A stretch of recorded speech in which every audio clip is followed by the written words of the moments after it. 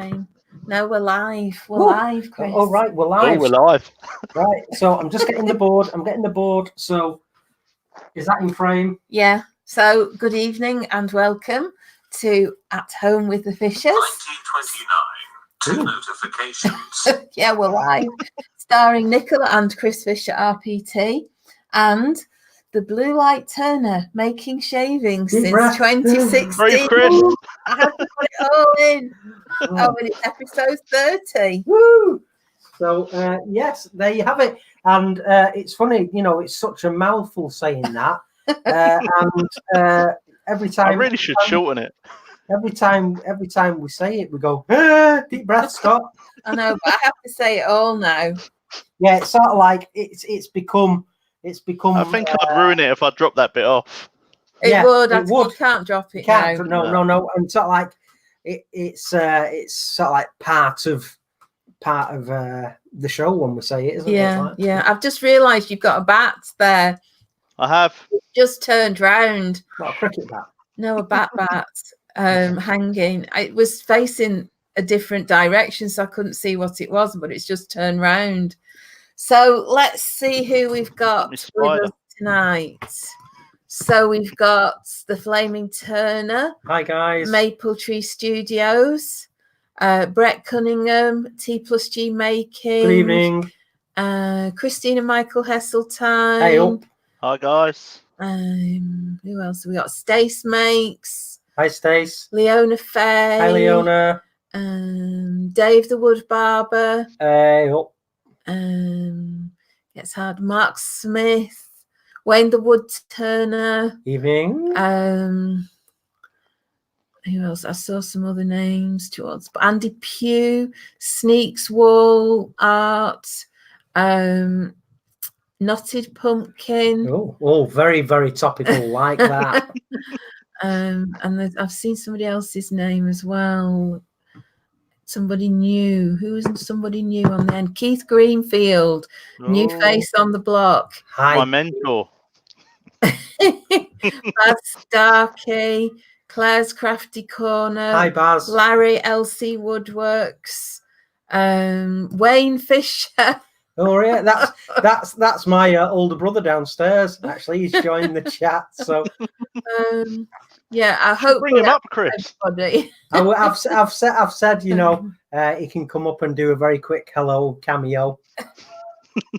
Yeah, I can hear him shouting. Yeah. So anyway, yeah. If you don't know the Blue Light's real name, it's Scott. Yes, it is Scott. Yes, and we'll get into later why you're known as the Blue Light. I think it's self-explanatory once the people get to know a bit about you and your background and what you do for a living, but we'll let you tell them later. Anyway, we also need to say hello to Henry. Yes, Henry, who's our 9-year-old nephew. He's downstairs. He's still on midterm for Halloween. So he's downstairs listening to YouTube videos, and loving it. So as they do. Yeah. Hi, Henry, if you're listening. So, well, the Blue Light Turner. So we'll get to why you call the Blue Light Turner shortly. But let's start off, first of all. Tell us, why do you make? Because I think this is going to answer a few questions as well. Yeah, so I started. I've been a maker since a young age. I remember as a kid nicking the tools out of my dad's toolbox, and when we had a factory estate, and we used to go and nick the pallets from there and make little camps and bits. Yeah. But I really got into making 2014, 2015. I worked for the ambulance service, and I had 4 pretty horrific jobs to me. And as a male, I thought it was wrong to speak to people. I thought it was wrong to cry. So I bottled it all up and ended up with PTSD, and only got diagnosed after my mood swings got really bad at home, and I nearly lost the wife and the kids to it. So I was diagnosed with PTSD, had all the treatment, and needed a hobby. So I found the West Sussex Woodturners through Amberley Museum, did some turning with them. and then a drunk New Year's Eve. Mark's in the chat. Mark's my best mate, and we decided we were going to buy a lathe and some tools, and off we'd go. So we bought, I think it was a Clark something or other. It was a really ropey, horrible lathe. Some cheap tools. Watched a little bit of YouTube. Thought, yeah, we can do this, and then turned a square bowl and spent about a day sanding. So Keith, when you join the Woodturners Club, you get a mentor. So Keith become mine and Mark's mentor. And he come round and he looked at the workshop and told us to throw a few bits away and give me some proper tuition. And yeah, the rest is history. 3 years down the line, I'm doing craft fairs, doing commissions. Yeah. We've had a commission. And it's just my way of de-stressing from work. I can have a bad day at work and I will literally walk in the door, take my uniform off, throw my bag down and come out in the shed. And my wife knows that I've had a bad day. She'll leave me for a couple of hours. I might not even make anything. I might just come in here, chuck a log on the lathe, rough it down, make a big mess and walk in and think, do you know what? I feel better now. Yeah. So why do you think it helps you? What is it about the process that helps you? It's different to work. I quite like demolition. I quite like wrecking things. So yeah, just getting a log.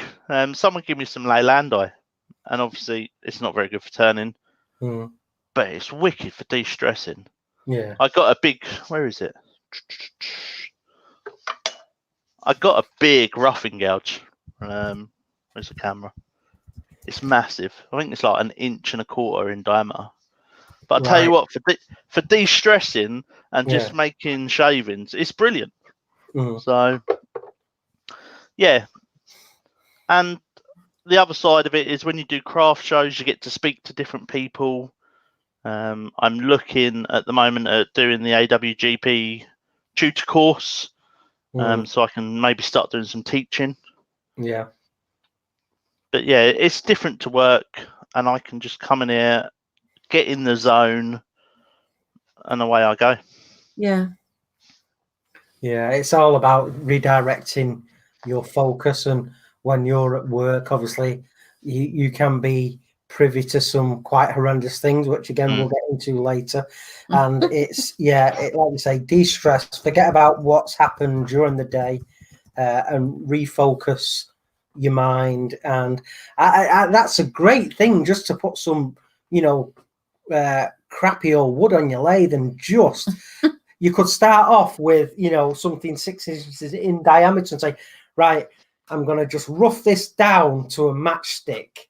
And then you could have some of your favorite piece of music on in the background, a nice drink, not alcoholic, of course, because it's unsafe, but nice cup of tea or coffee. I've got a coffee and some sachets. I've got a kettle and some sachets from the pound shop. You could rough. So I don't even have to go indoors. Yeah, perfect. And I think that's a great idea. Just rough summer to death, and then you go, I feel much better now. And you've had a bit of a rocking out in the workshop and a nice drink. And that's great, actually. I might try that, Scott. With a crappy old, stump, just rough it down to something. You go, wow, that was so good. Yeah, that'd be funny. I'd hear all the bark and everything hitting the face shield and hitting my chest and my arms, and it'd be like, yeah, whoa, it's like a wood turning symphony. I've had to put a shower curtain up behind the big lathe when I do it, because otherwise it just goes everywhere. Everywhere, yeah. So now there's like a shower curtain that goes up and just keeps it all contained. That's another good idea. So you've mentioned that you've had some interesting commissions. What sort of things have you been asked to make? So I've done 2 wedding bowls, one for yourself. I've picked up a commission today for a rifle sight, for a replica World War II rifle. What else have I done? Some chair legs. There's a couple that found me not long after I started turning, They're doing a house up down in Dorset, and they brought me back bits of the staircase bit by bit, and I'd replicate them. So I've done the knobs for the newel posts, the bits for the wall. Yeah. They asked about the spindles, but I said obviously because of work, it would just take me so long to knock out the amount of spindles. So I think they're going to either buy them or look and find someone else. Yeah. But yeah, doing that was nice, and then seeing the finished staircase at the end of it, they sent me some pictures. That's really cool. So you've done a bit of kind of production turning when have you had to do several things the same? Yeah, so all the I don't know, they were like acorns, but they weren't. They were Victorian bits for the stop of the newel posts. I think there were 6 of them the same. Yeah. And then I had to do some bits that went against the wall. So that was a bit of a learning curve for me because I'd never done that. So it was like, how'd you get the flat bit and turned one side? So again, that was watching YouTube. Well, how did you do that? Turn the whole thing and cut it in half? Well, that's what I was going to do. But then watching YouTube, I watched someone that stuck 2 square bits of wood together with some paper in the middle. Yeah. And because I needed 2, I did that. Yeah. And then split them apart, sanded the back, and hey presto, I had 2. I was quite impressed with how it come out the first one. That's the easiest way to do it. And I think there's an episode of the new Yankee Workshop where Norm Abram is turning something for he's making a very elaborate frame, and it needs a couple of columns, one on each side. So he turned he turned, obviously it's like a column, a cylinder, but the 2 pieces were stuck together with carpet tape, double-sided carpet tape, and then you turn it, and then when you prise it apart, you've got 2 halves. That's a good idea. Yeah. That's the way I do it. It'd be so much easier that way. Yeah.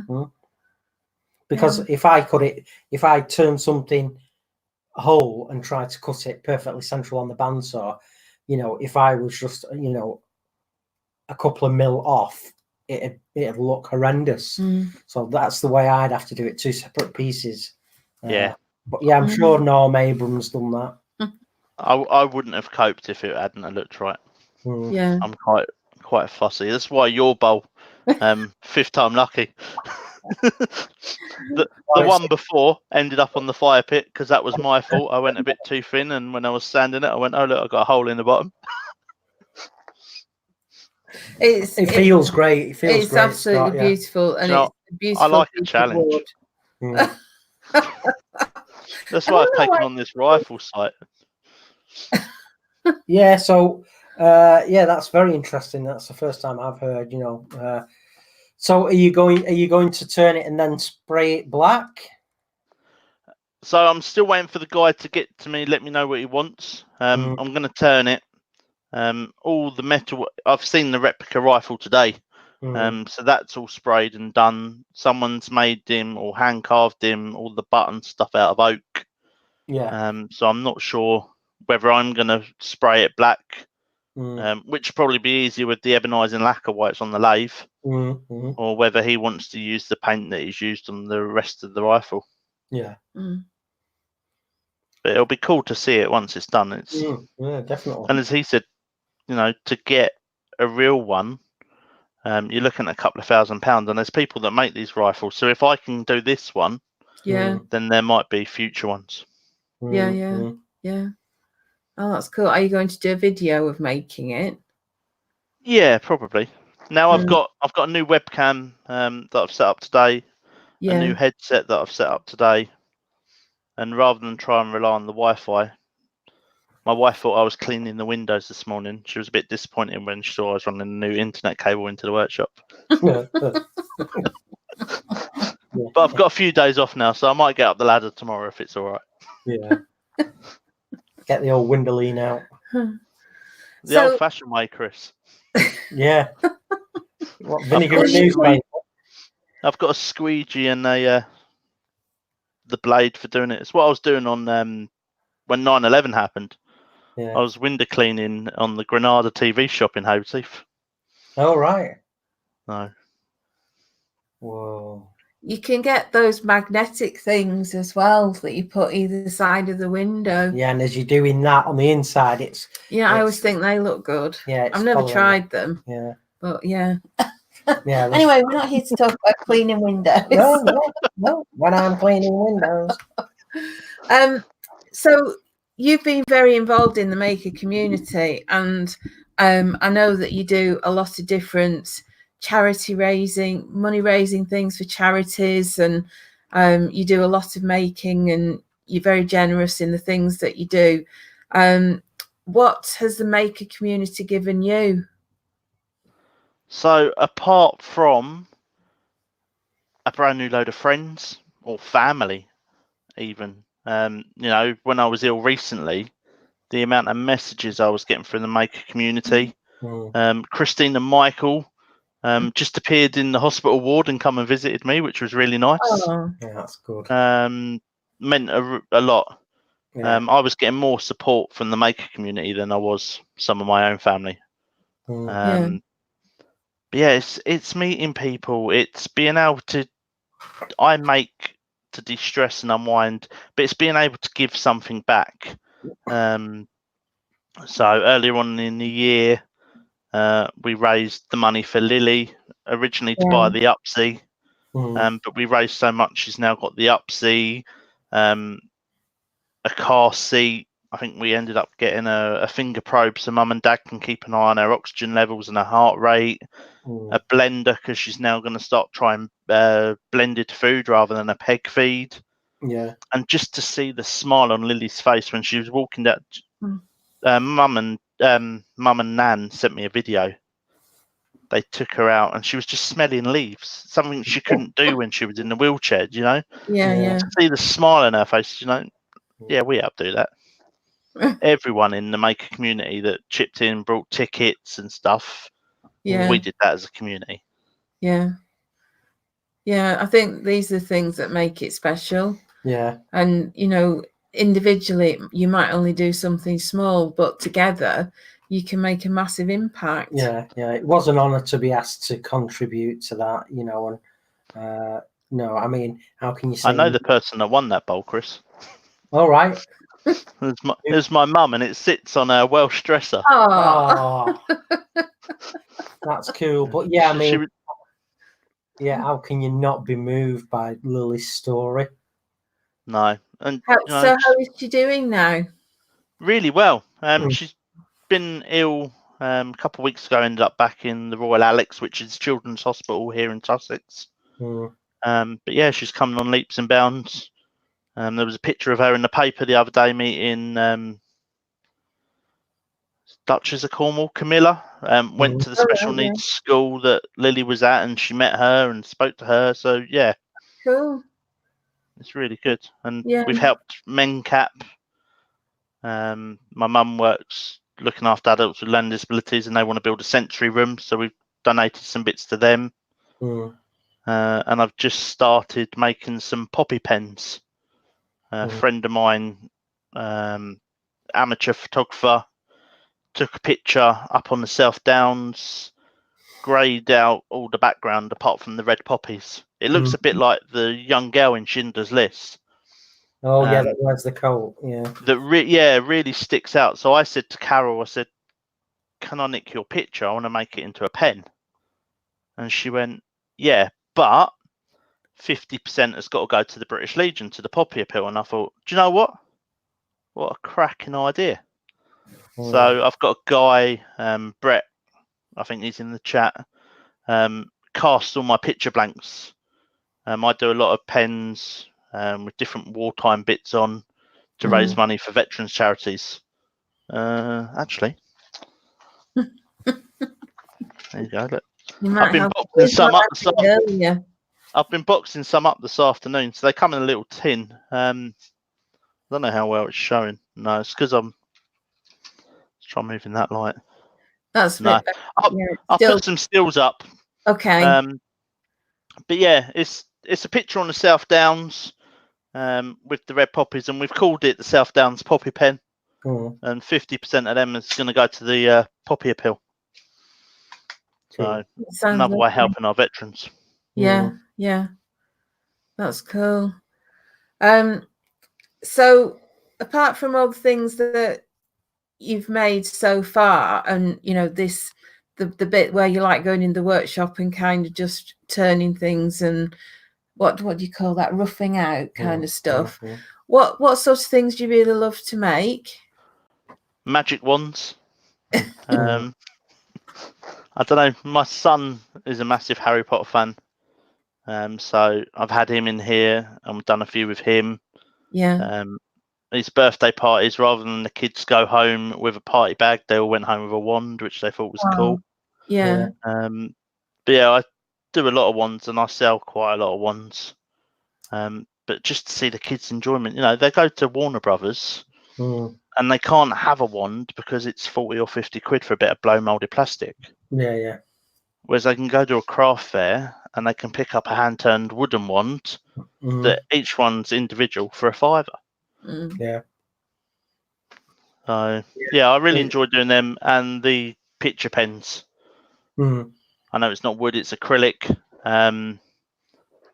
but being able to turn the pens and then donate some of the money for good causes, I quite enjoy doing them. It's just the mess of turning acrylic that I don't like. Yeah, it's funny, isn't it? And you're having to stop every now and then to sort of like pick all the strands of resin off and feel where you go in and things like that. So yeah, I've sussed now that if I hang a Henry Hoover just above the lathe and just have that on while I'm turning, it just sucks it all up. Yeah. Costs me a lot in Hoover bags, but it saves trying to peel it all off the mandrel. It does look good though when you've turned acrylic. It hangs everywhere. It's like it'd be great for Halloween. It's not like acrylic webs everywhere, And if you've got sort of like everything set right and your tools are sharp and the lathes at the right speed, you can feel strands, of acrylic coming off in like long ribbons of tagliatelle, and it gets caught around your mandrel and all the spinny bits, but it's quite satisfying in that way, turning acrylic, but it does pong. Oh, does it? A little bit. Yeah. I don't smell it now with the new respirator. No, well, that's... So one thing we've not talked about is why you called the Blue Light Turner, for those people that don't know you. So obviously working for the emergency services, a couple of people at work are like, they'd seen people out there. I think they'd seen the Tartan Turner and the Tiny Turner, and they went, "You need a turning name." I was like, "I'm not doing it as commercial. I'm not doing it full time. It's a hobby to me." And they're like, "No, you should be the Blue Light Turner." So we're like, "Oh, what do I think?" And so we did some photos. I said to the wife about it, and she went, "Try it." And it's just taken off now. Yeah. There's a guy that did a caricature at one of the shows I was at, and it's got me turning, but in the back of an ambulance.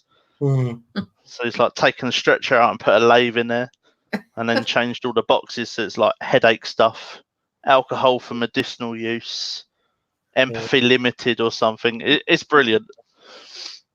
So yeah. It is a great name. Yeah, so just to reaffirm, folks, Scott is a paramedic. I'm a technician, Chris. Oh, you're a technician.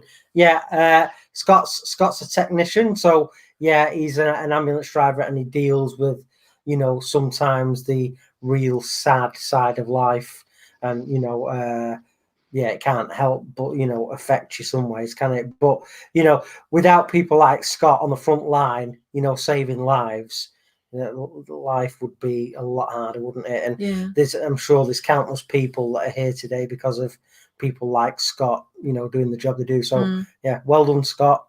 Thank you, Chris. I think as well, everything else that you do on top of your job, and you're always talking about all these things that you're doing and going down to the museum. I can't sit still.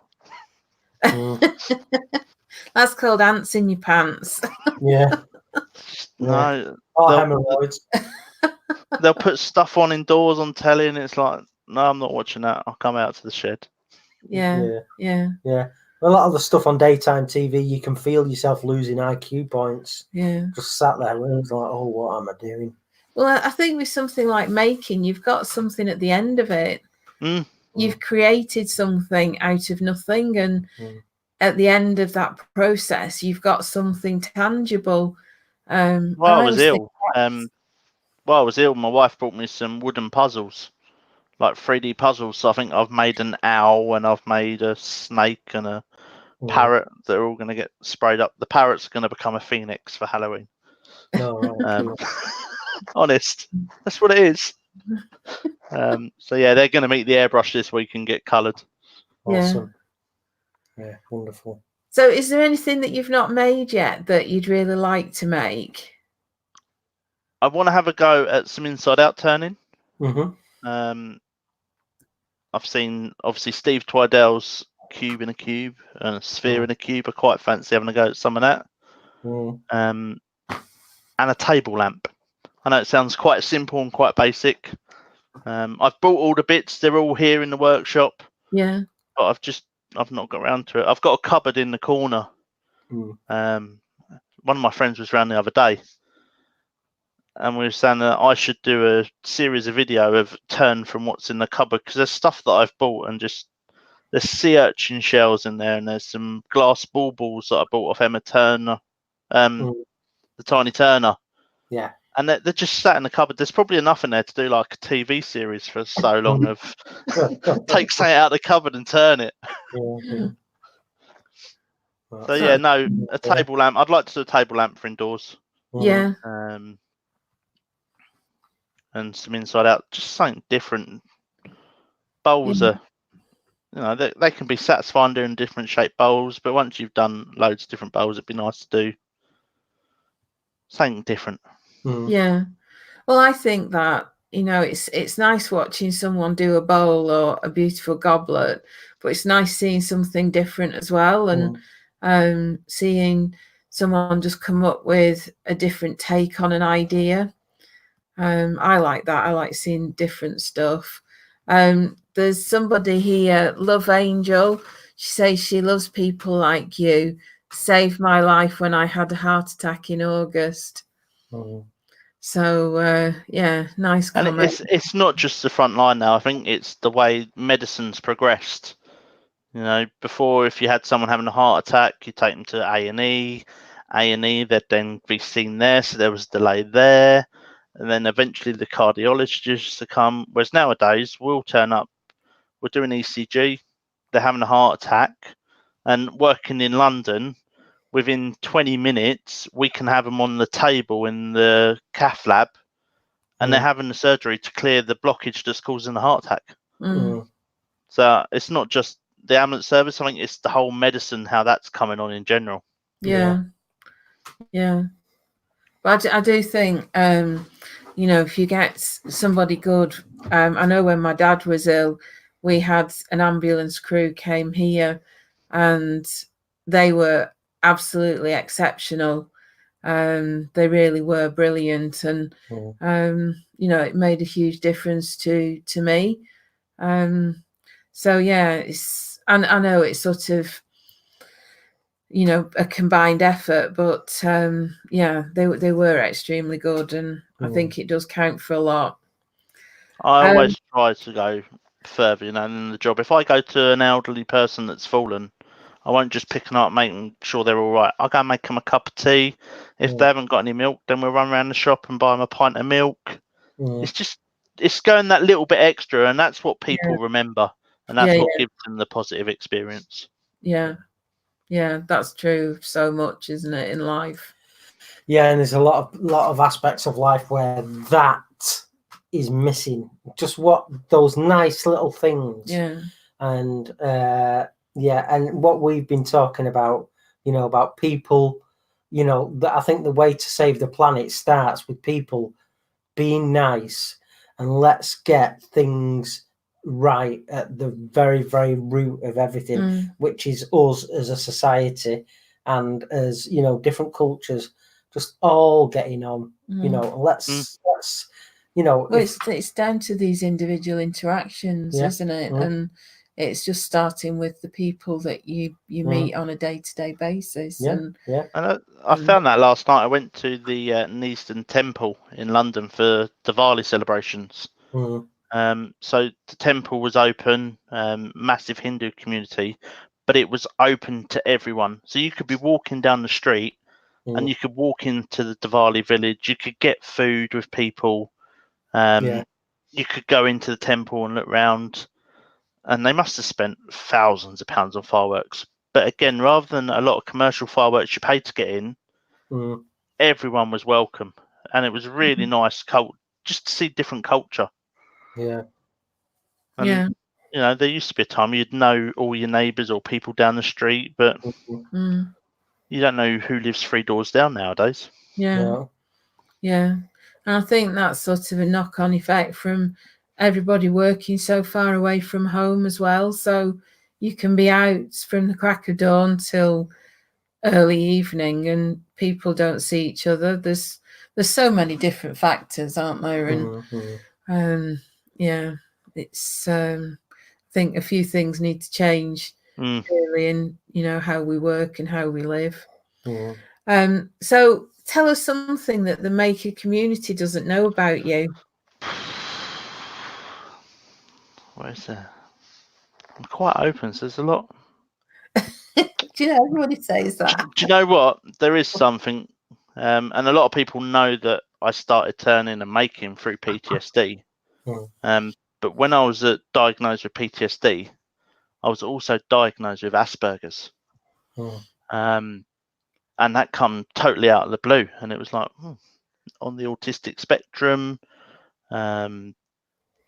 But when we looked back, when I was probably, I think it's like 9 or 10, so year 3, year 4, I was actually in a children's home. And it was because I was a naughty behaved child. And different medications and stuff. But when you look, they didn't diagnose ADHD, Asperger's and stuff like that back then. And it also explains some of my OCDs. So in the workshop, I've got tools on the wall, but I've drawn around them. So I know that's where that tool goes. Yeah. Or at work, I have to have the fold on the sheet on the stretcher a certain side. So it's pointing into the ambulance where people see. So you haven't got 2 ends of a sheet together. So yeah, I was diagnosed with Asperger's about 3 years ago now. Right. So how does it sort of impact you on a day-to-day basis? Apart from, I know you said about, you know, the sheets and things like that, but yeah, the OCD. I get a short temper at times. I get easily frustrated if stuff doesn't go the way I want it to go. Or if I'm making something and it's not right, I'll throw it in the fire pit. You know, it might be a couple of mil out and it might look fine. Someone go, "Oh, what have you done that for?" I'm not happy with it. So yeah, it goes. I've got a barrel in the shed. It all goes in there, and then once it's done, on the fire pit. Mark will come around and they go, "Why is that in there?" Don't like it. Yeah. That's why ours was number 5. Yeah. It was. Because the first one I turned, I looked at it and I went, I like the shape. You know, I'm trying to think what wood it was. I can't remember now.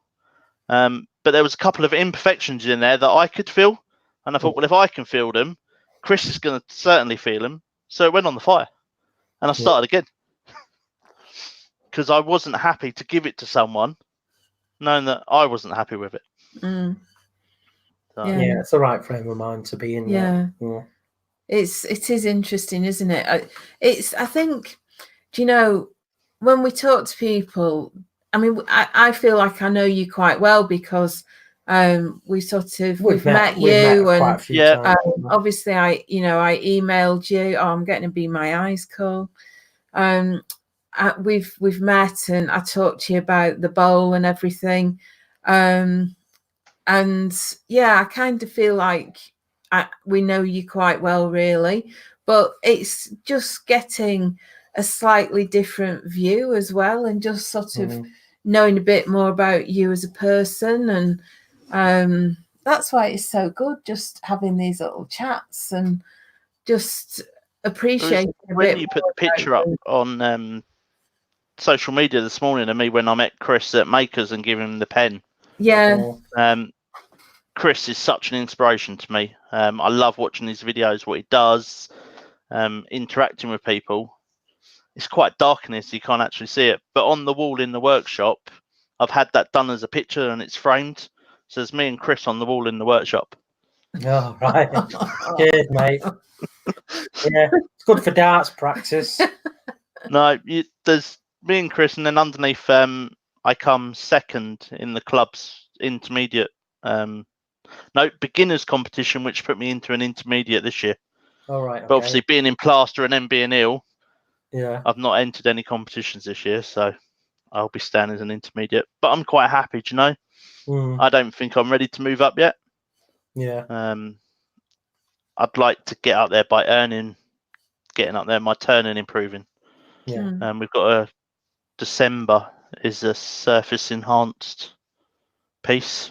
Mm, So I've got something in my mind that I want to do. How it's going to go down at club, I don't know, because it's not going to be a bowl. It's not going to be a pot. mm, I quite like watching Wayne the Woodturner's bits, so I'd like to have a go at a bit of wall art. mm. I don't know what people are going to think, but do you know what? Do I care? No, I've enjoyed doing it. Yeah, give it a go. If it doesn't get any points, it doesn't get any points. It'll be like Eurovision, I'll get nil point. Yeah. Yeah. Well, it's your project, your take on it, and that's, for me, that's the most important thing. I think it's much better to stand out by doing something different than just be a clone of what other people are doing. So yeah, I hope you'll post some pictures of that when it's done, and then we can have a look. Certainly. Well, I can have a look anyway. Yeah, you can describe it to me. Yeah. Because it's a competition bit, it can't be done until it's been entered. So Yeah. I mean, it's the 1st of December is the competition. So Right. Okay. after that, no, yeah, I'll put some pictures up. Well, we'll look out for that. Okay. So, tell us where we can find you. Where can people find you? So obviously Facebook. I've got my Facebook page, Blue Light Turner. Instagram has just gone nuts for me. I've gone from having like 20 followers to over 500 followers now. So Great. Blue Light Turner. Twitter I'm on, but I don't use it that much. And then obviously my YouTube channel. I think there's 5 videos on there at the moment. I am trying to get some more done. I've been told I've got to do a Christmas themed one by my daughter.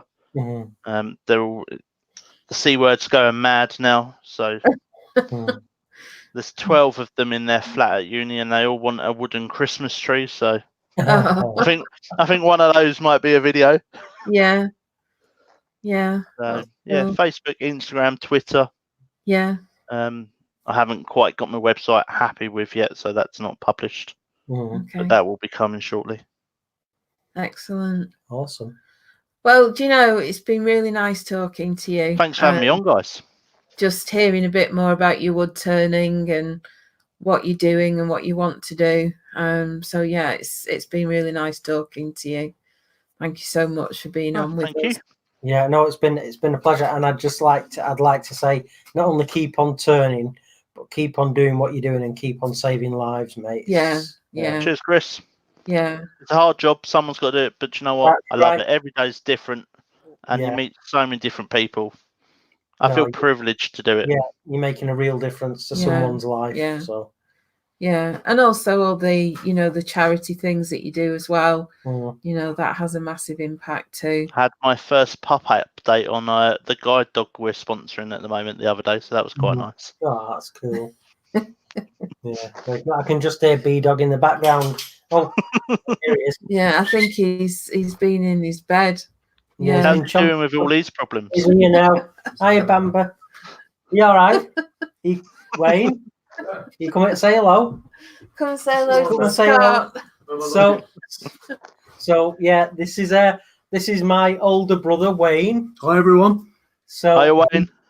Hiya. So yeah, he's up from Hereford. That's where he lives, Ross on Wye, that way.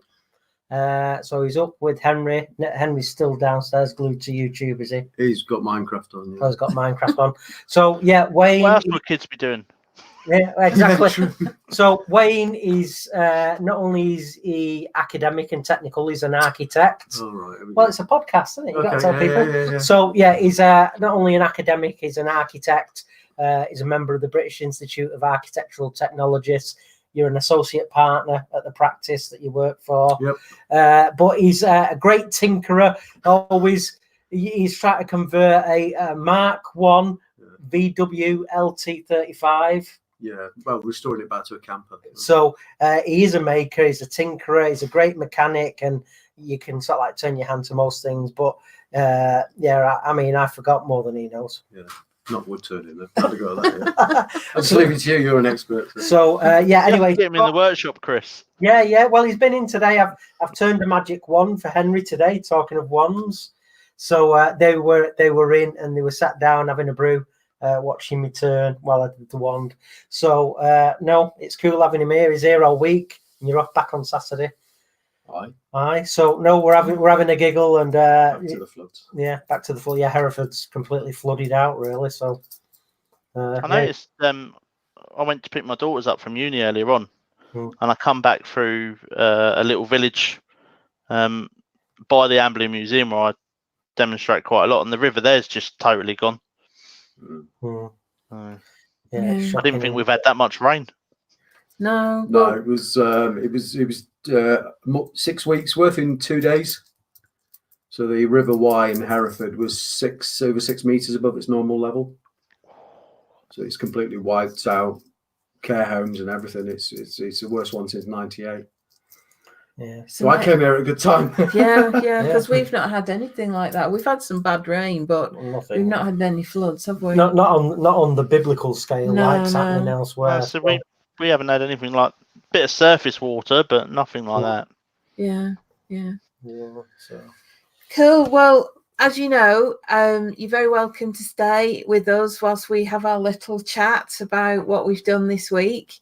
But thank you so much for being our guest on Maker Monday with us today. Yeah, thanks a lot. Thank you guys. So feel free, because we are going to be talking because it's Halloween. We're going to be talking hopefully about things that go bump in the night. So if you've got any good spooky stories or you've had any experiences along those lines, jump in. Yeah, no, I'll hang in. Yeah, I'll turn this off and it'll make it a bit spookier in here. yeah. Yeah. I did have a Death Eater mask from Halloween, from Harry Potter, All but it right. wouldn't go on with the headset. So Unlucky. I've got the monks bit. Look, can't see me at all now. Yeah, that looks good. Torch on his chin now. And that's it. Yeah. Right. Shall we crack on with our bit Yes. then? Yeah. Okie dokie. So what should we get started with? Should we get started with this that I'm holding? Talking of bowls, I'd like to give a big shout out to Emmett from Dead Rise. Is it Dead Rise Woodcrafts? Yeah. Yeah. It says it on the bottom. Yeah, it says Emmett Newsom. So that's there. And then on the other side it says DRWC, which is Dead Rise Woodcrafts. Right. Which Awesome. is there. So Emmett got in touch, and he's got a YouTube channel, so check him out, Dead Rise. And he wanted to ask if I was up for a bowl swap. So I did a bowl and sent it to him. So it was power carved, and the bottom was coloured with chestnut metallics. And so we sent that over to Emmett in Pennsylvania. Yeah. And then this return came the other day, a few days ago, and it took us a while to get back to Emmett. So we've done a private video and apologise, but said thank you. So I'm not sure what wood it is. It feels maybe like maple or something like that. But me loving the tactile and sensory element of wood turning, he's put lots of little fine rings Are they seeing that, Nicola? Can you hold it? Mm. They've got lots of nice little fine rings around the rim on top. So there's sort of like a load of little concentric beads. You can see the other bit that's sticking up. Yeah, so the actual bowl portion stands proud of the little beads, and then he's put loads of little rings in the base. Yeah. So yeah, thank you so very much. He's wanted to make a piece for me, and yeah, it's an honour to have. So we're going to put it. In fact, Wayne, if you could be my glamorous assistant, over on that shelving thing over there, just try and find a little spot where you can find a gap. So yeah, he said he'd be honoured if we could have his bowl on our little maker corner, which is gradually expanding. I think we need Yeah, You'll have to get a bigger shelf unit, Chris. Yeah. I think you need planning permission and extension for that. Yeah. Oh, here he goes. So yeah, our maker corner is going to be a fair bit bigger soon. So yeah, thank you very much, Emmett. Love the bowl. We will cherish it as we do with everything that people have made for us. So yeah, it's over there now. It's got a place for, well, I was going to say perpetuity, but we're off. So yeah, it'll be coming with us. Moving. Yeah, it'll be coming with us. And I'd just like to point out, Hello Kitty's on the wall as well now. Oh yeah. So thanks, Dale. Yeah, thank you very much for that. Fellow it's Kitty. Great when I come into my study and she's up on the wall. It always makes me smile now. Yeah, it's pretty cool, isn't it? Yeah. So right, what have we been up to since we last spoke to our friends? Well, you did some filming with Matthew, didn't you? Did some filming with Matthew, and we've done a bit of a Halloweeny thing. And so again, that's giving Matthew the No, I'll leave you to it. It's Yeah. fine. I'll let you go. All right, say goodbye. Bye, everyone. Nice to meet you all. Yeah, the big brother's off. So yes, yeah, we did some video with a Halloween theme. So Matthew's had some fun editing and putting sort of like a spooky, hopefully spooky element. We've yet to hear it, but I'm going to get that uploaded before Halloween. So what date are we today? We're the 28th. 29th. So Wednesday, I'll get it up for Wednesday. Yeah, so we need that up for Thursday. So yeah, that was cool. I had a lot of fun with Matthew last week, and he's gonna work his magic. So there was that. What else has happened? We've had a few viewings on the house. Yeah. No one's pulled the trigger as of yet and put an offer in, but it's like I was saying to Nicola, you want it to, oh yeah, it's gonna sell straight away, and we want to be out of here and move to the countryside, but the house hasn't even been up for sale for a week yet, and we just need to take a deep breath and go, look, it'll happen. It's a great house. It's practically brand new still, and everyone is saying what a beautiful house it is. But we had two people see it on Saturday, or two couples, and both viewings said they love the property. One hasn't got back to the estate agent, and the other one said yes, they love the house, and they've yet to sell theirs. So we don't know much more than that yet. So hopefully the viewings will continue, and sooner rather than later someone will make us an offer. Yeah, we just need to sort of chill out a bit. Yeah. We've got this amazing fantasy of being in our new house in Derbyshire for Christmas. That's not going to happen. It's not going to happen. No, but if things went great, if we'd have had an offer by now, it could have been possible. Yeah. If but as the days tick by, it's like I think we've been doing a lot of daydreaming, haven't we? We have. But the more you dream, Nothing wrong with dreaming. Yeah, that's it. And the more you think about it, you're getting that energy out there into the cosmos, and hopefully things will click into place. So that's that. So you've been doing some photography, haven't you? Oh yeah, I've been doing a lot of photography. I'm trying to create a bit of not a backlog. It's not really a portfolio. I just want to create some stock of photographs. Because I'm finding, especially when we're busy, my Instagram, which I'm trying to be consistent with, is very inconsistent. So I'm trying to get a lot of photography done. Then I've got a lot of pictures to go at. So yeah, I've been doing that. I'm quite pleased with what I've got, really. I went out this morning, it was frosty, and I got some really nice pictures and some sort of close-up ones and then more scenic ones. But yeah, I was really pleased with them. So I've been doing a bit of editing today. So yeah, I've been doing that. What else have we done?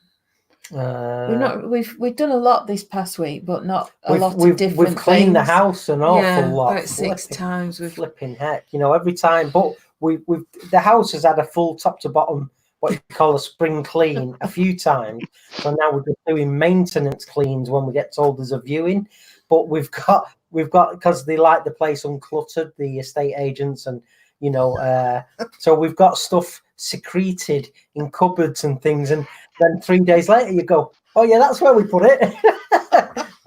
So you're going to open the cupboard, Chris, and it's all going to fall out one day. Oh, Nicola was doing that the other day. It was hilarious. She went in this cupboard about 4 times, and every time you opened it, you'd forgot that stuff was teetering behind the door. It's like that episode of The Young Ones where Neil's trying to get at some lentils, and there's a huge mound of teetering crockery, so he goes through the back wall with a crowbar. Yeah, it's what I used to do when I lived at home. My mum would always know when I had a new girlfriend, because before everything used to live on the floor. Yeah. When I get a new girlfriend, everything just got shoved under the bed and in cupboards. So I had a clean bedroom. Yeah. It's funny, isn't it, how you can really spruce the place up very quickly by shoving it in a cupboard. Well, we've just been trying to do so to make it look minimalist, haven't we? Because it's supposed to be good for selling houses. Yeah. I'll tell you what the worst thing is, though, laundry. I didn't put the washer on till about was it Saturday afternoon, Sunday morning? Yeah, because the weather's rubbish, so you can't hang it out to dry. So there's nowhere to dry it. And you don't want stuff hanging over maidens and things in the house because it just looks so now I've done about 5 loads of washing just to catch up. I think my house is going to look like a Chinese laundry this week with twins coming back from uni. Yeah. The boot of the car was just full of bags. Love you, Dad. Oh, what you after? It's not Dad, it's poor Mum that's going to be in there, bless her. All right, well, there you go. Love you, Mum. Last time I used the washing machine, I put the extractor bag for my extraction system in there while the wife was out, put a scoop of powder in, and when she come back, there was suds everywhere. I didn't know that it was only meant to use like a quarter of a scoop. I'd put the whole scoop in there. Full box. Do it bad, you don't get asked to do it again. Yeah, that's it. That's a good. No, you get shown how to do it the right way. I can use the washing machine. Yeah. Funny. Yeah. So, what else?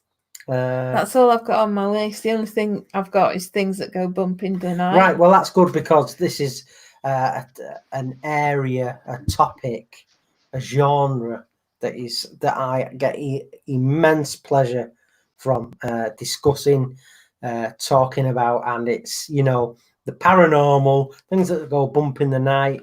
So, and because it's Halloween, we're going to discuss maybe experiences we've had, and I've been on a couple of paranormal investigations and had some, and these I did when I was blind with my support worker Dean at the time, and had some great experiences, and there were some amazing things. And also I've had some experiences when my late father died in 91. So do you have a lot of paranormal investigation groups up your way, Chris?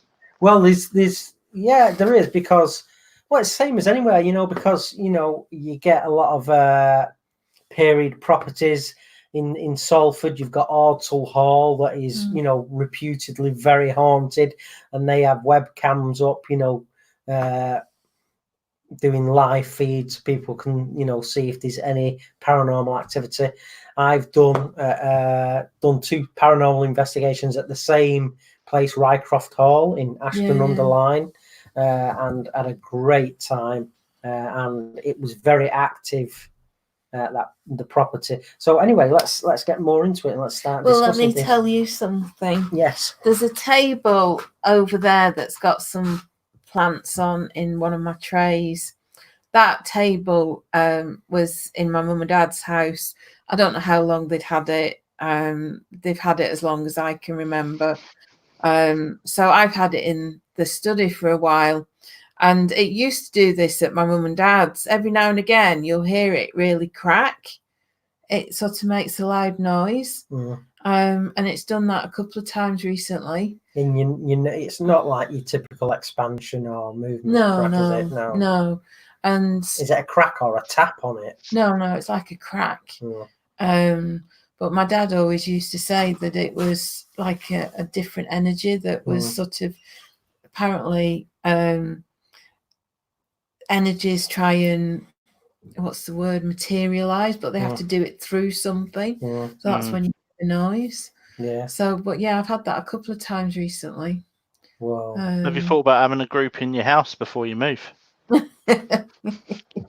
Possibly. It depends if the activity, increases. That'd be pretty cool. Before we moved here, we lived in a 2-bedroom flat, not that far away. And it was not long after our son was born. And I was saying before we come live, George was born in July, and he'd get wrapped up. So we'd have arguments over who had wrapped him up. And then my wife and I were sat on the sofa, and we heard the mobile wind up. So then there was a group at the time, Sussex Paranormal Investigation Group, which happened to be run by a postman that used our shed to store his bags in, which is why we got them in. And that was quite eerie having them in. And then after they'd been in the first time, other stuff started happening. So I was a special constable for 6 years, and I had 2 medals that were on the fireplace. So 175 years special constabulary, and the Queen's Golden Jubilee medal. And they would move, or my shaving razor would disappear, and we'd find it on top. We had one of the old-fashioned toilet systems that was up high. Yeah. And you'd find the razor on top of that. Whoa. So yeah, it was eerie, but it was interesting.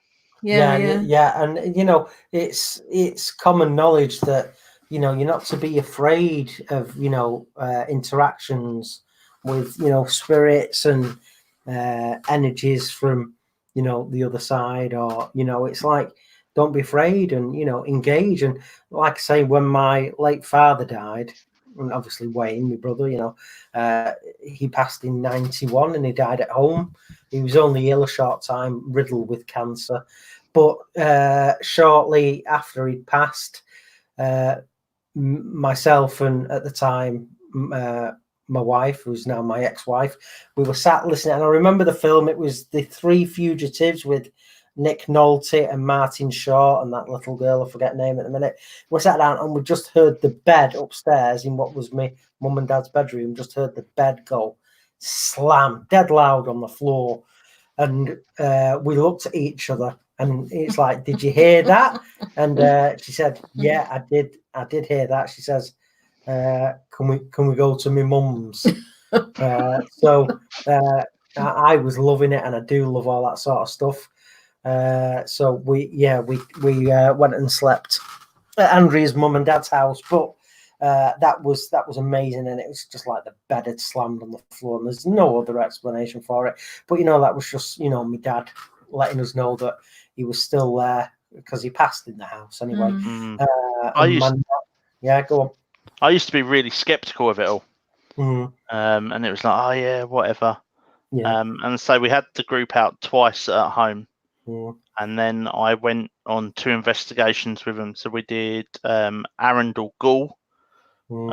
So a lot of it is set up as a tourist attraction now. They've got wires that pull things, but they've got the original cell that was left as was before people went up to be hung in the courtyard. And stuff was happening in there, and you couldn't explain it. So yeah, now I'm a believer that there's definitely stuff out there. Yeah, and the paranormal investigations I've done, we've had, tables tipping and rocking and noises, and I've felt things prodding me in the back. and Rycroft Hall, it used to be obviously a family residence, quite affluent, and it's a manor house. But during the First World War, a lot of wounded soldiers from France and Belgium had obviously received care there, and a couple had died. So we were doing a Ouija board in one of the main halls, and I was it's just like, about to say, have you done a Ouija board? yeah, and you're you're asked to check under the table and you check the glass, and everyone was feeling there's no wires and there's not no smoke and mirrors, and the Ouija board was there in the glass, and you're holding your fingertip on the glass, and sort of like the six of us that are around the table, and you can just tell by the way the glass is moving that it's not being pushed by anyone. And every now and then the team leader would say, right, you and you lift your fingers off, and it's still going, and then right now you put yours back, and it's like it's just gliding. It's so ethereal. And we did it in the flat, and it started off gliding, and that's where we found out that someone had looked into the history, and Horsham had like some old barracks, and it was there. But then there was another spirit that come through, and how the board stayed on the table, it was moving so violently. The glass, it was just, I wanted to change it actually, because it was one of my nice Jack Daniels glasses. Well, right, yeah. Yeah. But yeah, no, it was, again, it was really freaky. And then when we moved here, we did a role change. So my wife went out to work and I stayed and looked after the children. And we had to ring her up one day because I got pushed down the stairs. But there was no one up the stairs, but something physically pushed me from behind. Yeah. And it was not long after we moved, and they thought we'd brought something with us that we'd upset. Yeah. But yeah, no. It is amazing, isn't it? I'd like to go out and do more. The group's disbanded now or give up, but again, it's finding time. It is amazing. Yeah. So there was no way that glass was being tampered with by, someone in the room.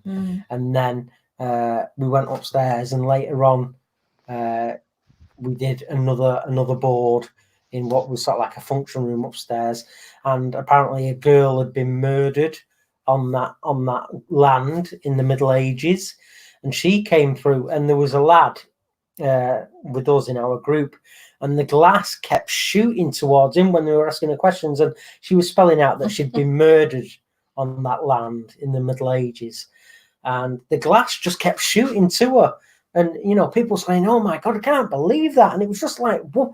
And the team leader said, "Why do you keep going to him? Do you like him?" And she spelled out yes. So she, this young lad had sort of like almost got a date from the other side, but the glass kept whizzing to this young lad. Well, I think he's in his late 20s. I didn't know what he looked like because I couldn't see, but the glass was just people going, "That's incredible!" It was just off on its own. This glass kept going to him. Why do you keep going to him? And it turned out she liked him. Wow. Pretty incredible. And there's no way that is fixed. No way. Yeah. It's just pretty incredible. So is anyone in the chat? I don't know, obviously. Well, I'm just thinking if anybody wants to gate crash, they have to have a Halloween story. Our gate crasher tonight must have a good spooky story about something that's happened to them. So be thinking about that. But just put a comment if you'd like to gate crash and you've got a good story. Yeah. So a lot of people are going to say it's hogwash, it's a load of rubbish. Well, you're entitled to your opinions and being skeptical, and I suppose you're going to keep thinking like that until something until something happens. But when something does happen, you'll never forget it, and there's just so much more to the universe and the energy and things like that. Well, I think this sort of the spirit stuff is just the beginning. That's just scratching the surface. Yeah, there's much more. AH Bespoke says he has two, maybe. Okay. So right. So are you coming on then? Are you pulling the trigger? Yeah, pull the trigger. Let me just get the link for you and I shall share it with you. I wonder if Andy's had anything in the new school that he's teaching in, because that's quite a big building, isn't it? Yeah, possibly. You know, even this property we've put an offer in Derbyshire because of its history, and it was an old coaching house. You know, even Charlie said, because we said, "Oh, we're thinking of putting your drum kit in the cellar." And he went, "You can get stuffed." He said, "If you think I'm going in the cellar?" You know, he said, "If this over 200-year-old coaching house," he said, "if anywhere's going to be haunted, it'd be that place." He says, "No thanks, I'll have my drum kit in my bedroom." Hi, Andy. Hi, Andy. Hiya, you're right. Yeah, good. So let's happy Halloween, Andy, and I hope Likewise. I hope your family's doing very well, sir. And let's have it. Let's have some spooky stuff from you. yeah. Okay, well, I used to work in the BIC, which is like a massive concert venue down in Bournemouth. Mm-hmm. And as part of that, they own the pavilion as well. And the pavilion is one of the oldest buildings in Bournemouth, so it's super old. Mm-hmm. I was doing catering at the time with my mate Tim, and we were getting ready for a silver service dinner in the evening. So polishing cutlery, moving plates about, all that kind of stuff. And it's quite dark in the cellar, like even with the light on, there's shadows, there's all sorts of stuff. Occasionally you hear like the odd noise, and it's like, was that you? No. You sort of carry on, and it's like, okay. Anyway, we finished the plates, pushed all the plates, and they're like 50 in a stack.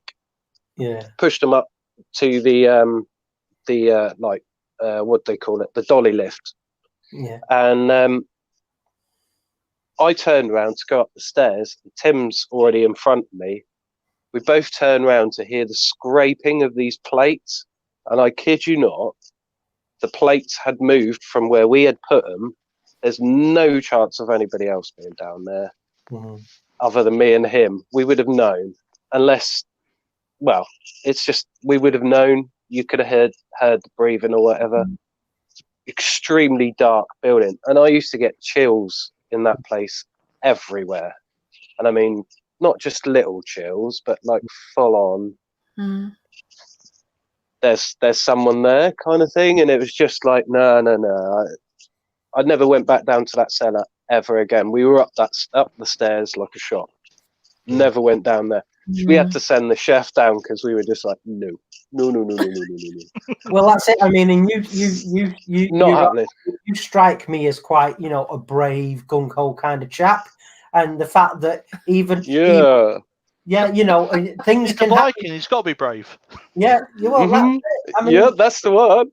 Well, it's funny because, you know, even the bravest of us can have an interaction with, you know, things that go bump in the night, and you think, well, you know, even I'm thinking, I need to get out of here, you know, and I reiterate, you know, 99.9% of the time, nothing's going to happen, and you know, don't be afraid, you know, but still think, OMG, I'm getting a bit worried here. But I was only 17 at the time, 17, 18, so I was still at that age, easily susceptible to that type of thing. Yeah. But the school that I used to work in, the first school that I worked in, that was when I locked up at night. It's like 10:30 at night, and it's a creepy place. I went to school there as well, so you got to understand. There's memories there of when I was at school. There was stories back then. The coppice next door is called Butcher's Coppice. And apparently the reason it got its name was because the butcher of Kinson killed a load of people in this particular coppice, which is about 50 feet from the school. So it's got kind of got that bit creepy kind of history, but the school, apparently the story goes that one of the girls that was at school committed suicide in the hall. Now, if you go into the hall at night, you can actually hear the piano playing. Is that Nobody where you else work now, Andy? No. No. That's a different kettle of fish, mate. I'm telling you, that's even more creepy. But I'm not working there so late, so it's not so bad. Do you know what I mean? I wouldn't go up in the attic in the new place at all for love nor money. Not even during the day will I go up there. That's creepy as. It's an old stately home, the new school that I work at. So, yeah, it's got a whole lot of history and a whole lot of bad history, apparently. But then a lot of around that area has anyway. So, yeah. That's amazing. Yeah, it's a little bit spooky place to work. You got the trees, all that kind of stuff. Yeah. That's cool, yeah. though. Yeah, it's fascinating stuff. And I could talk about this, for hours and hours. And I have done, with lots and lots of people in my life. I've sat up and spoke and we've discussed the whole, ghosts thing and things that go bump in the night and, what is out there. And, I am 100% convinced because I've heard things, seen things, felt things that you just cannot explain. And, again, if you're skeptical, that's fine. But, no one would ever convince me otherwise that it is completely bona fide, the interaction, between us and the others that have passed on. It's just... Well, let me read a few comments. The Okay. Flaming Turner says he knows when his great nan's around us, he can smell snuff around the house. All right. And she used to use it all the time.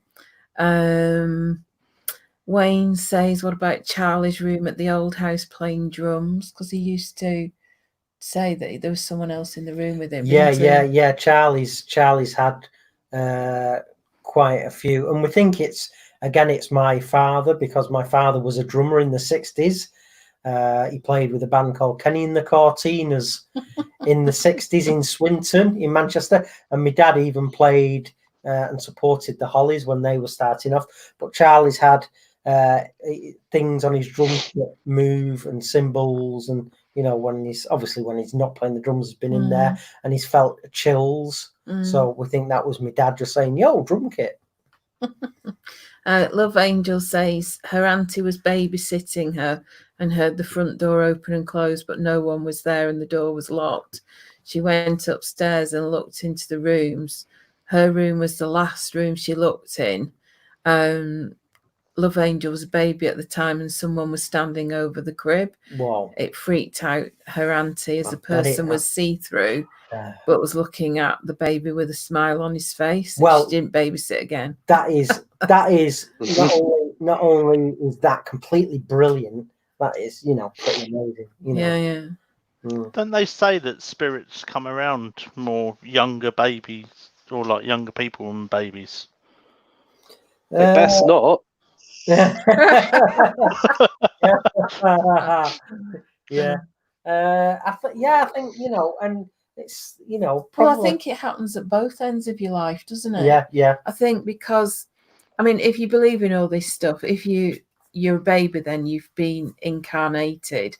And so you're closer to that veil between whatever went before and birth. And so it does make sense. And I think when my mum was poorly, she used to talk about people in the room, and that's quite common as well when someone's seriously ill, terminally ill. But she used to talk about people being in the room, and so yeah, that's quite right. My maternal nan, when she was getting into the last year or so of her life with advanced Parkinson's disease, you'd often hear her talking to people in the downstairs, what was the front room downstairs, and that's where her bed was. And you'd hear her talking to people, and she'd said she could see someone in the corner of the room but quite high up with the ceiling. And then the day she died, my mum was with my nan, and just before she died, she looked over my mum's shoulder and she beckoned like that, my nan. And that's my nan is sort of like Irish from Roscommon. She said, she beckoned and she said, "It's all right, you can come for me now." And then she died minutes after. You know, she died having a Parkinson's seizure, and then her heart stops. But she did say, "You can come for me now." And then she passed a few minutes after. You know, and that's, I mean, my mum wouldn't lie to me about anything like that. Yeah. Well, my dad used to say this when we lived here. He'd heard my mum calling his name. I mean, this was obviously, you know, quite a few months before he died. But, you know, looking back, I think that, you know, it was part of that process, that preparation already happening. Yeah, that process. Yeah. Whoa. Chat's gone quite quiet. Well, we're listening to our spooky tales. Whoa. So, Anybody still in? but I do, Get them all away. Yeah. I do promise everyone listening, you know, there's nothing that I've said is fabricated in any way. It's completely true what I've said and what I've experienced and what I've felt. And, you know, I wouldn't fabricate it. I find the subject so fascinating that I get quite passionate about the whole subject. So I wouldn't lie about it. It's just brilliant. I love it. What's your thoughts on Derek Akora, Chris? Well, and well, that whole thing, you know, there's a lot of, you know, the most haunted thing and all that sort of stuff. You know, there's a lot of people that say, yeah, it was just TV, and it is funny because obviously, again, that started before I went blind, and you know, something had happened, but it had always happened off camera. You know, it's like one of those, and I think that he probably did have a gift before he started doing all that, but I think it's all gone the wrong way for him now. Yeah, and you know, at the end of the day, it's all about getting. Just got fabricated. Yeah, I think it's again, it's a bona fide subject, and they were doing, you know, this TV program. But you know, it's a shame that, you know, a lot of the disturbances that happened on that program, you know, they were always caught off camera. And you start thinking, oh gosh, you know, why is it always like, oh, like what's that? And they'll turn the camera and there's nothing there. But oh, did you hear that? Did you feel that? And so I'd understand why people that, you know, are doubtful about the whole subject will go, what a load of rubbish, you know. So, but Derek Corey did have he did have his own sort of like show, didn't he, before Most Haunted, you know, doing clairvoyant readings and acting as a medium. So you come to the Capitol in Horsham, which is like our local arts theatre place. You come there once, and then Psychic Sally comes there quite a bit. The wife's been to see her a few times. But I've never gone to one of those shows. I don't know. Yeah. That sort of thing. I don't know how much of that I trust. Yeah. I think, you know, at the end of the day, that sort of stuff, they're doing it to earn a living, you know. So again, yeah, it's hard to comment on that. But well, I'll tell you something that I went to a psychic supper, and you go to this psychic supper, and you obviously get meat and potato pie and whatever, and then each table has a medium associated with that table, and in turn you go and sit with the medium. And I got this guy, and everything he said, I'm thinking, this just sounds all wrong. It's none of it. I can't sort of connect any of it.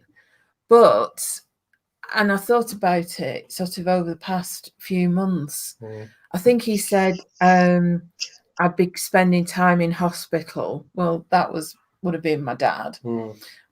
He said something about getting a dog.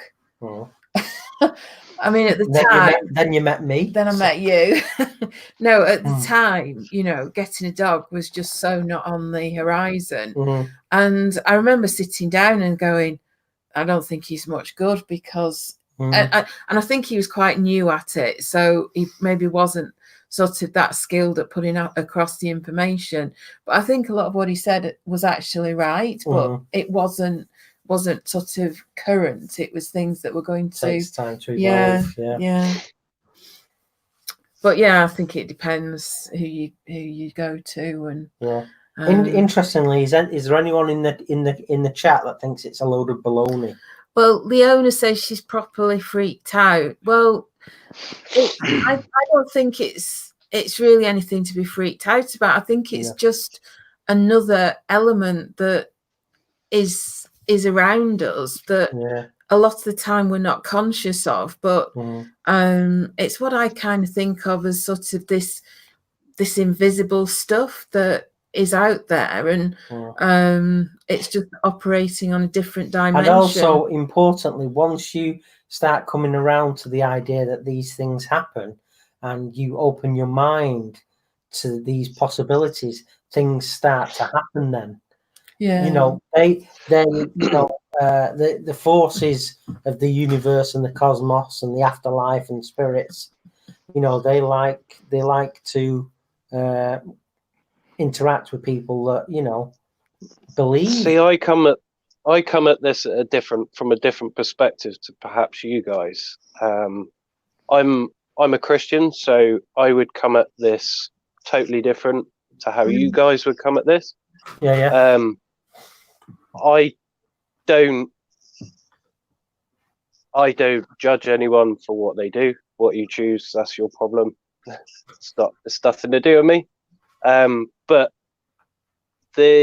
I don't go into do medium type stuff because it scares the crap out of me. Because perhaps I'm a bit more aware of the spiritual realm.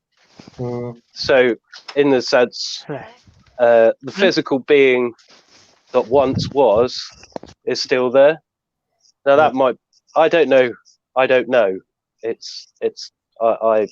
have any answer. But I come at it from a different perspective to you guys. I think give me 10 minutes and I'll leave. Borg says he doesn't believe in ghost stories. He's just not convinced. I think everybody's got a different take, and I've always thought I believe in things that make sense to me. Just let me mute blue light a minute. I just sort of go along with things that make me happy and make sense, and I've always thought that's the best way to go. And it's absolutely so different for everybody, and it's there's no saying I'm right or anybody else is wrong or right. Nobody knows, do they? No, exactly my point. We're sharing our own individual experiences, and exactly take from it what you will, good or bad. It's just an interesting discussion to have, I think. Yeah, absolutely. I think it's difficult for me to explain, in a sense that a spiritual thing from my point of view is slightly different to your point of view. It could be good, it could be bad. I don't know. I don't have the answer to that.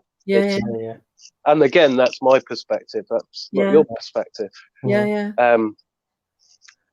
I get that sort of stuff scares the crap out of me because, generally speaking, I would associate that with the bad. If that does that make any sense? Yeah.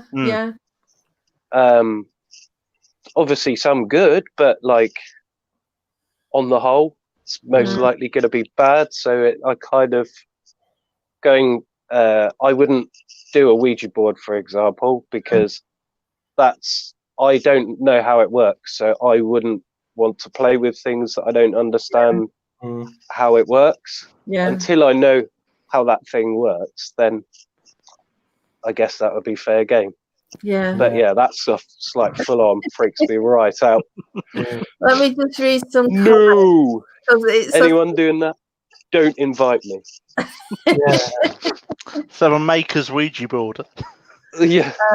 No. Scott, no. There was JP says he had an experience with a clairvoyant that was actually a taxi driver. Makes it hard to believe he was a fake with what he said. Christine and Michael Hestine don't do Halloween and wouldn't have anything to do with mediums readings, but agree there is a spiritual presence, both good and not good. And as Andy says, we are also strong Christians. Love Angel, both my grandmothers were Christians. One was a member of the Spiritualist Church. Leona, no one knows for sure either way. You can only form an opinion based on your own experience. That's right. Yeah, absolutely. Agree 100%. Yeah.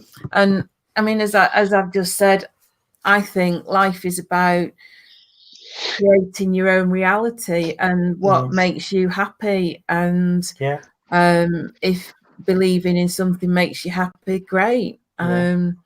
It's what and again what works for you. And again, you know, talking to, you know, Christians or, you know, whatever denomination you are, if you have, you know, a true faith and things like that, you know, it's again, you know, it's great to talk to people from all denominations, and it expands you know, everyone's mind and knowledge, and you know, your appreciation of where you are in the scheme of things. And you know, and that, you know, if you go to church, and you know, whether or not you're Christian, Muslim, Hindu, Jewish, you know, if you're agnostic, you know, atheist, whatever, you know, it's great for us all to enter into a very, very light-hearted, open debate about it all. And we all come out of it, you know, I truly believe better people, and everyone, everyone's got their part to play. Well, do you know what I think? You know, everybody who's on this chat is in the maker community, and you know, everybody is nice to each other. And as Scott said, you know, people really supported him when he was ill. Doesn't matter what you believe, it's about, you know, how you treat people, you know, definitely. No, I totally where agree. you're coming from. I totally agree. And it doesn't matter who you are, where you're from, if you're nice, you know, and you get on with people, you're entitled to your own slice of happiness. Absolutely. You know, no matter where you're from, what you believe, everyone is entitled to that happiness, and you know, to get on with life in, you know, as a fuss-free possible ways they can achieve. So it's been great. I think it's getting time where we need to, because I'm going to go and spend I know Scott needs to go and drive back to uni to pick up the purses. Anyway, I just want to say I've got to polish Hello Kitty. I've just got to polish my halo. Can you see that? That's mad place for my light to go. Do you know, that's why I've turned all my lights off, Andy, and I've got little spotlights everywhere. There you go. If you didn't believe, you will now. So, you know, it's been fascinating having this conversation and hearing everybody's take on it. And thanks to everybody in the chat for chipping in. It's been really good. And we're really grateful that you join us every week. And thank you. And you know what we've been discussing, you know, don't take it too seriously. It was intended as, you know, a bit of fun for Halloween. But I still stand by, you know, what I said. I believe. But each to their own. And blessings to you all out there.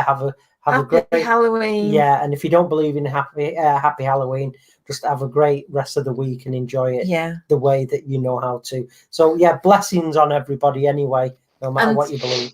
Thank you very much, Andy, for popping in. It's been great having you on again. Cheers, Andy. No problem. Thanks for having me, guys.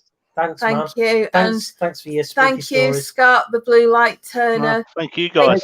Shavings since 2016. Breathe. Thank you so much for being our guest tonight. It's been a great podcast. Great having you on. Speak to you all next week. And thanks everybody for listening, watching, Bye. chatting. Bye See for you all now. later. Bye. Bye. Bye. Bye. Bye.